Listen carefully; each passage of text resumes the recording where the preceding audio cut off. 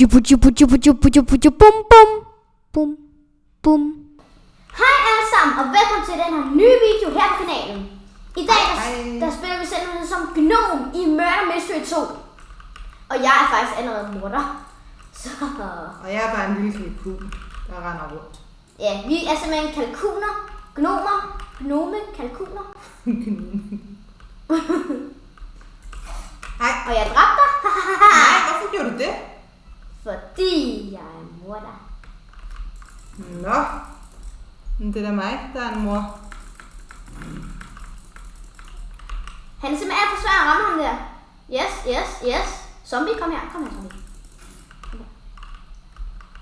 Så små gnomer kan også myrde.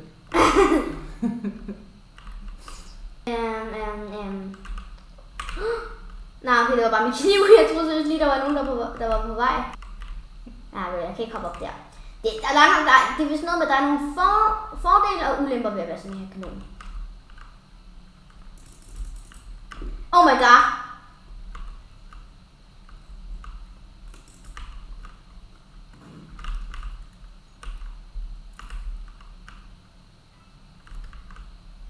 Okay. Spændende stiger. De må tage venten ud til her til toilettet. Det er svært, mand. Og jeg har altså ghost. Så det bliver måske lidt nemmere for mig. Fordi jeg kan gøre mig usynlig og sådan noget. Men... Jeg anede ikke, man kunne gå op bagved der.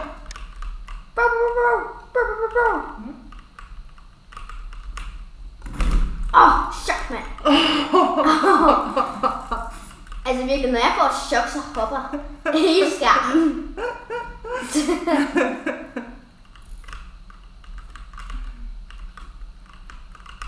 Okay. Ja, jeg vil sige, at jeg klarede det faktisk. Jeg synes, jeg klarede det ret godt, mand. Ja, du kom ind, da der var ikke ret lang tid tilbage. Ja. Altså, det var fordi, vi lige skulle på plads optage mikrofon og det hele. Jeg er ikke vant til at se mig selv som sådan en her. Og jeg har taget sådan et... Så det der, det er faktisk fuldstændig gratis. Det eneste, I skal gøre for at få det her skin, det er, altså, hvis I gerne vil have kalkunen som mor er på her.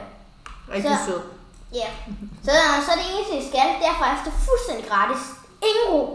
Ingen Robux. Ingen. Helt gratis. Det eneste, I skal gøre, det er, at I skal gå ind på markedspladsen inde på Roblox. Så skal I søge Turkey. Eller bare gå ind under Characters. Og så kommer der sådan en lille kalkun frem. Og hvis I gerne vil have sådan en lille hoved her, nu har jeg bare sådan en lille gul ting på. Som I kan se, så er der hul. Åbenbart, der er hul i kalkunen. Jeg ved ikke hvorfor. Men hvis I gerne vil have sådan en her lille pære, ligner næsten sådan en lyspære til lys. Så skal jeg også bare lige købe helt gratis. Fuldstændig gratis. Nej, det er zombien! Et bananskin. Som også er gratis. Hvor du bare kan søge Dancing Banana. Og så jeg synes, som vi egentlig godt kan anbefale, ikke? Som sådan en helt character der. Men den den er ret sjov. Den er fed. Men der var der ikke nogen. Det vil vi også lige prøve at være. Men til gengæld, så kan man få et meget, meget småt hoved. Hvad sagde du? Zombien? Ligner han en zombie? Ja, han er grøn, eller hun er faktisk grøn i huden. Men der er faktisk mange, som er grønne i huden. Så jeg ved ikke helt, jeg tror, det er blevet infektet af et eller andet. Altså, Blev du dræbt? Ja. Og ved du hvad, zombien, når de dræber, de har sådan en radioaktiv effekt. Så det vil sige, når de dræber, så bliver folk grønne. Så det er faktisk som om de inficerer folk, sådan så de bliver til zombier. Det er ret vildt. Der er du død her, og det er bare sådan en kalkun. Men jeg er ikke en grøn kalkun. Nej, det er du så ikke. Det må så være dit indre. Det er det indre, der tæller. Ja, præcis. Nej, hun løber efter mig! Hjælp mig, en eller anden! Hun er iPad-spiller. Det vil sige, hun behøver ikke at time sin kast. Ja! Tak, blå zombie! Hold op, du er hvad? Murderer! Next to you. Det står der seriøst på hans på hans trøje.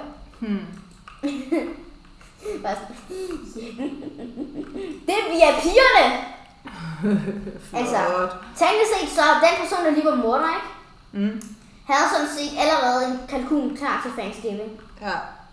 Thanksgiving, det er sådan noget, de holder over i USA. Så det kender I danskere nok ikke så meget til, medmindre I har haft det i engelsk eller sådan noget. Nej, der er en bombe! Nej, hvad skal vi gøre? Nej, der er konfetti! Nej, hvor dejligt! Altså indtil videre har jeg ikke set så meget fordel i at være gnom. Nej. Jeg synes, det er sådan lidt mere glidende og sådan noget, end hvad jeg plejer. Men ellers, så synes jeg egentlig ikke, der er sådan noget særligt over at være gnom. Jeg synes, jeg bliver indesendt hele tiden. Og sidder fast i loftet. Altså, måske var jeg lidt mere sådan, jeg kørte lidt mere på, da jeg var mor der. Hej. Nå, Fluffy. Nej, Fluffy. Nej, Fluffy. Nej, Fluffy, det skal du også. Ja. Imens der er fordele og ulemper med at være gnom, er der også fordele og ulemper ved at have en kat. Det her måske er ulemperne. Fluffy er da meget. Får sådan en lille nussetur. Sådan en lang lille nussetur på hele kroppen. Det gik lige fra, at jeg var mega dramatisk til, at jeg bare synes, tingene var mega nuttet. Vil du skyde mig?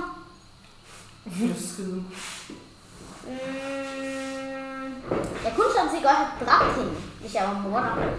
Så jeg tror, at hun er sådan lidt... Nå, ja, selvfølgelig, det var den person, der stod FK.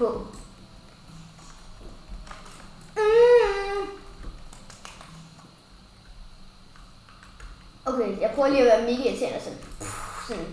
Ja, jeg dræbte alle som gnom, fordi ingen kan skyde mig.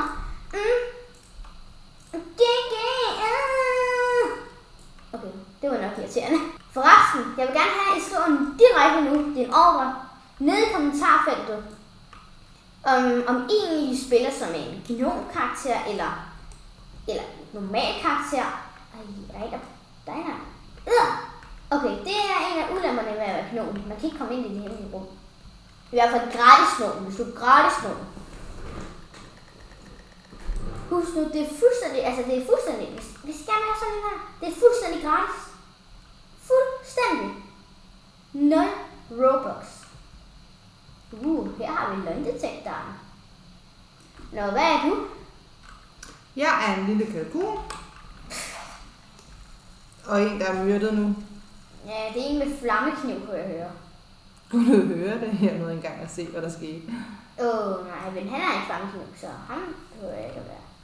Det er faktisk lidt dårligt at have en effekt, tror jeg. Jeg så bare seriøst engang, hvordan han så ud. Nej, men det behøver du heller ikke at sige. Nej, det er hende. Jeg kunne se det på flammerne.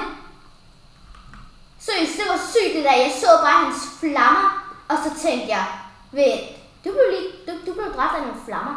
Ikke fordi jeg kan se hen på mors skærm, men fordi jeg simpelthen kan høre det der, at det bare brænder med ild. Hvad skulle det ellers brænde med? Men jeg kunne bare høre den der ild der, og så vidste jeg, at det var fordi der var en, der havde effekt. Hvilket faktisk, det er sejt at have, nej. Det er sejt at have effekt og alt muligt, men det er også nogle gange lidt en ulempe. Ligesom jeg siger, fordele og ulemper. Selvom der ikke er nogen fordele, men det er bare sejt. Here you go, boy. Lad os se, om han bliver Nikolis blå eller til blå.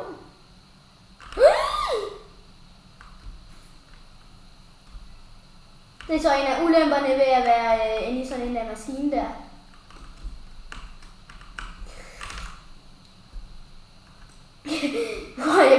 Jeg blev så stresset, at jeg seriøst tog min is fra. Nej, no! Ej, det var ellers det fedeste gemmested nogensinde. No! Jeg tror også, jeg mener, det er den bedste på serveren, der er lige nu, så. Hvad kan jeg gøre? Hej så. Okay, må jeg join? Det tager jeg så lidt, ja. Hey, du stoppede min dans. Nå. Nej. Ja, Fluffy. Det, ja, jeg kan godt forstå det, skal Det ser lidt spooky ud. Men hun er sådan lige level 300 eller sådan noget. Hej, Fluffy. Jamen, vi sidder lige og optager, skat. Ja, det var min hånd. Ja, cool der. Og forresten, venner, jeg ved ikke, om den her video kommer ud på den dato, men den dato, vi i hvert fald optager det her, så er det faktisk fredag den 13. Jeg er fuldstændig gemt i busken. Men så har vi sådan en kravlende hånd, hvor hver gang vi skriger, hej, Fluffy. Hver gang man skriger, så du kan lidt ind over min skærm nu. Men hver gang man skriger, så starter den, og så kommer der sådan noget uhyggeligt musik, og så kravler den. Det er lidt spooky. Så gæt, hvordan Fluffy bare har været totalt spooked af den hånd, og os som skreg. Det er hårdt at være katte i Halloween-tiden. Ja.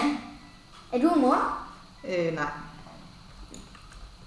Det kan man ikke være, når man er en lille kalkun.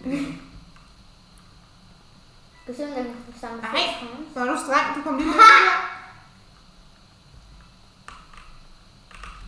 Haha, jeg tog på. Forresten, jeg er sådan lidt en smule sløj i dag. Nej, du må ikke tage den! Jeg er en smule sløj i dag, så hvis jeg lyder lidt snottet eller sådan noget, så er det derfor. Hvad? Så kommer du bare ned og løber foran mig? Det kan du glemme. Jeg kigger dig selv i spejlet. Det er mega fræk at sige, kig dig selv i spejlet. Så jeg løber bare her, og så er det... Jamen, er du gal af mig? Der er mange mønter herinde, mor. Hvor mange har du? 27. Hvor mange har du? Ikke lige så mange. Hvor mange har du? 16? Nej, 22. Okay. 23. Der er en, der død her. 24. Det kunne faktisk godt være zombien. Fordi der er ligene er grønne. Er du gal, hvor det svært at tale i dag? Det er måske alligevel ikke den rigtige dag at optage, hvis jeg ikke kan tale. Jeg er så skræmt over til fredag den 13. Okay. Jeg har 40. Back fool. Vi fik det på samme tid. Okay. Rigtig glad. Come back, fool! Du. Hvorfor... No. Hvem er der snart tilbage? Andre end os to? Morderen? Ja. Men hvem har så været til det? Nej, jeg løber rundt indenfor. Wait, what? Der er seriøst ikke nogen som helst udenfor. Den her server bare forladt, eller? Jeg har jo også lige lidt med halsen og lidt småsløg, skulle du huske, eller ikke udenfor? Altså, jeg kan sige, der er en pige herude. Nå. Der var sol. Det er hende med det røde hår og den orange jakke. Okay, så går jeg ud og bliver dræbt. Nå ja, hun er der. Hun så mig ikke.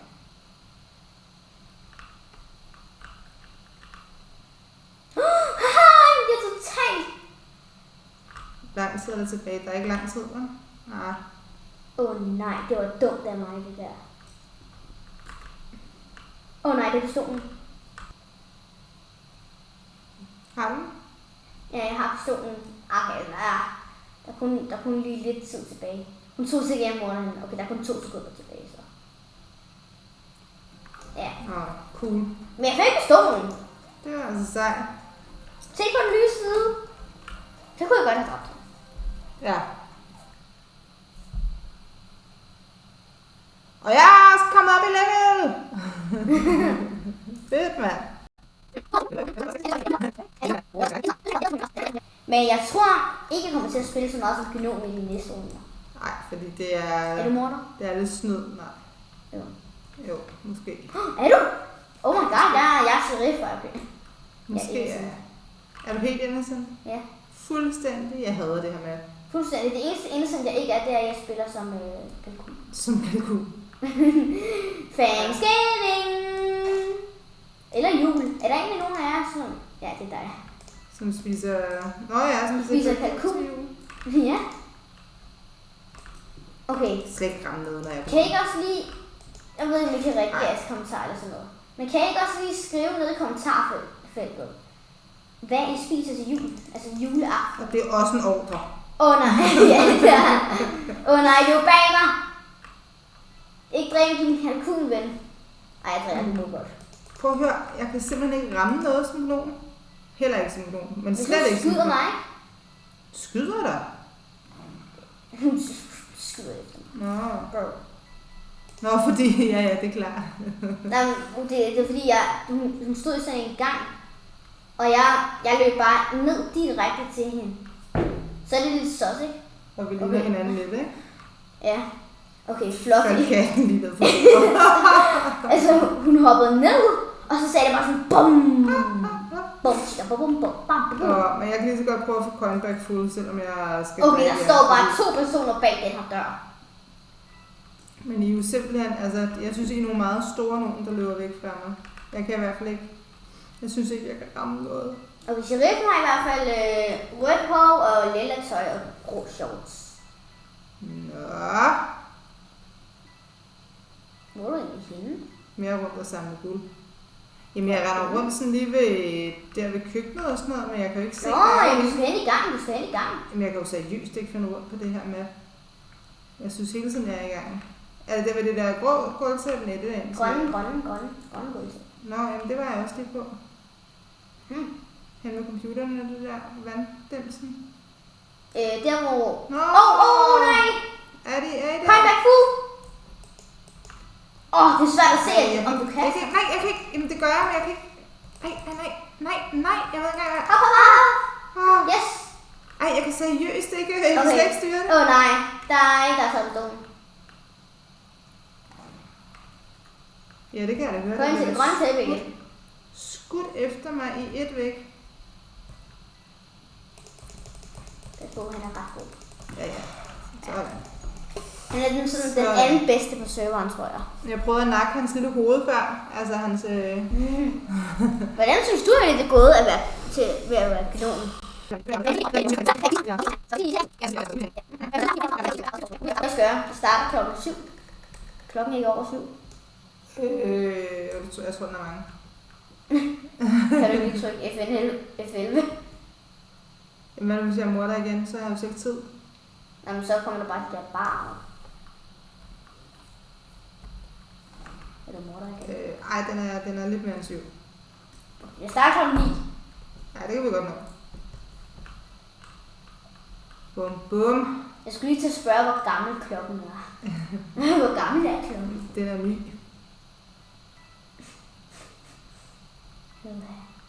Den er 3 timer i balletskjort. Skørt hedder det, ikke skjort. Skjort, nej, det lyder da smadret sig.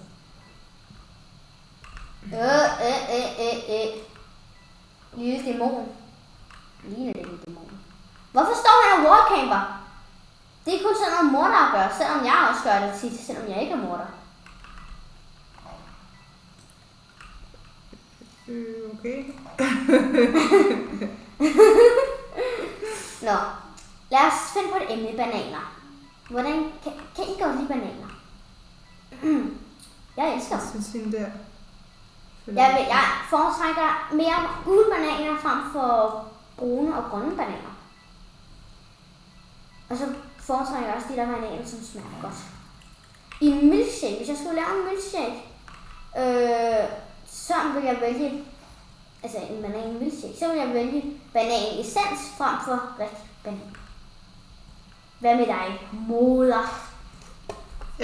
Jeg vil hellere have sådan en jordbær milkshake. Nej, bananer. Nu snakker vi om bananer. Nå, jamen jeg kan bedst lide jordbærbananer. Ej, bananerne, de skal være sådan semi-bløde, ikke sådan ultra-bløde, og heller ikke helt hårde. Okay.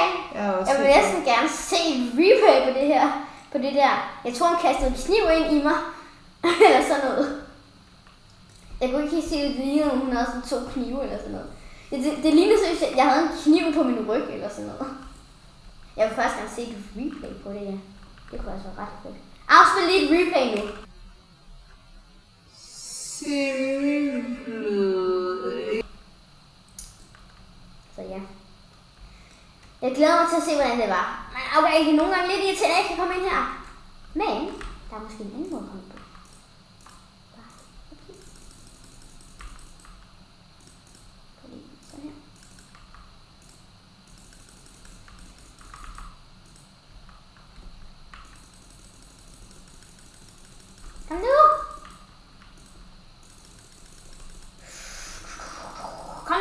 gerne glitch mig ind. Der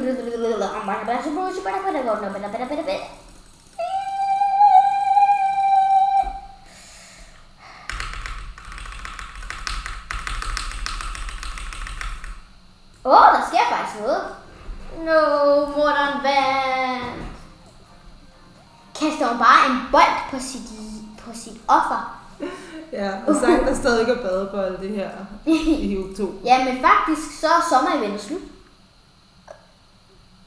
er der er ikke noget sommer. Nej, det er du faktisk ret i. Så ja, sommereventet er officielt nu alle sammen desværre slut. Ej, hvad venter vi på? Kommer der ikke noget Halloween-event? Jo, det gør det nok på et tidspunkt.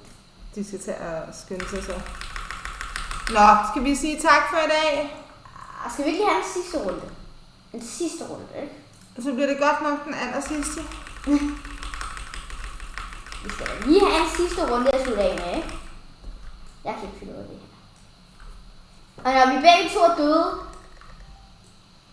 så er vi ude her. yes, så takker vi af helt alene. Så hvis der er 18% chance for at være morder, og jeg er ikke. Jeg tror også, at videoen ikke blev rimelig lang egentlig.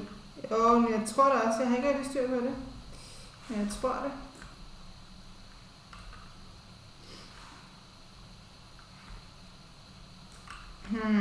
Jeg tror lige, vores katte hun var der.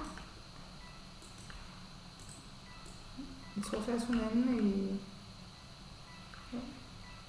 Ja, det er fordi... Hun leger med det der nede papir noget der. Ja, okay. Det er fordi, jeg ved ikke, gør jeres katte ikke tit på bakke?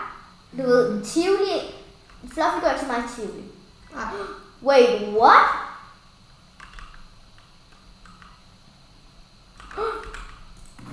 Nej! Jeg samler pistolen op. Men jeg kunne ikke skyde ham. Hvem er morder? Det er ham der med de mange effekter, og han er cool. Okay. Hvis det ikke er mening. Hvis det ikke er mening. Jamen det går, jeg har stort set ikke set nogen faktisk her, fordi jeg render kun rundt og prøver at finde points. Det er ikke morderen her til mig.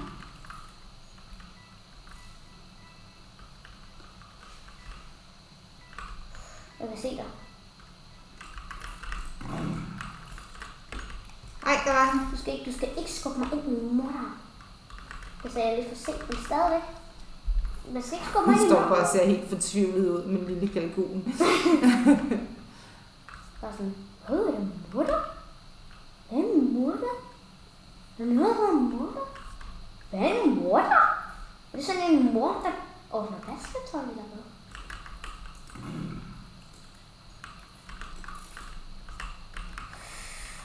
Det er rart.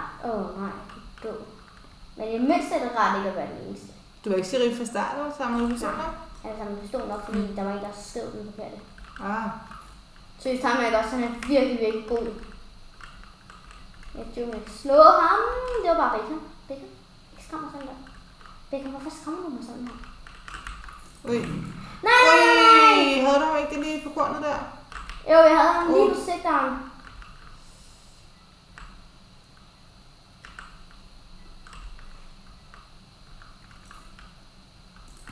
Nej, han står på wallcamper.